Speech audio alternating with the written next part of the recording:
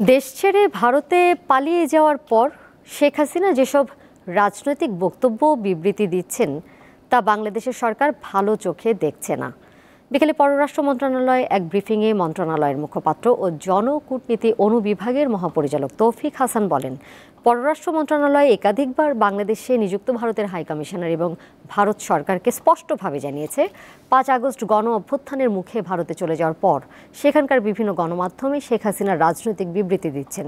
এতে তীব্র অসন্তুষ্ট বাংলাদেশ সরকারের। দুই দেশের ঐতিহাসিক সম্পর্ক ও পারস্পরিক শ্রদ্ধা বোধের জন্য তার এসব বক্তব্য প্রচার বন্ধের আহ্বান জানানো হয়েছে। বলা হয়েছে যে সাবেক প্রধানমন্ত্রী ৫ই আগস্ট গণ অভ্যুত্থানের সময় ভারতে চলে যাওয়ার পর সেখানকার বিভিন্ন গণমাধ্যমে যে ধারাবাহিকভাবে রাজনৈতিক বিবৃতি বক্তব্য দিচ্ছেন সেটি বাংলাদেশ সরকার ভালোভাবে দেখছে না।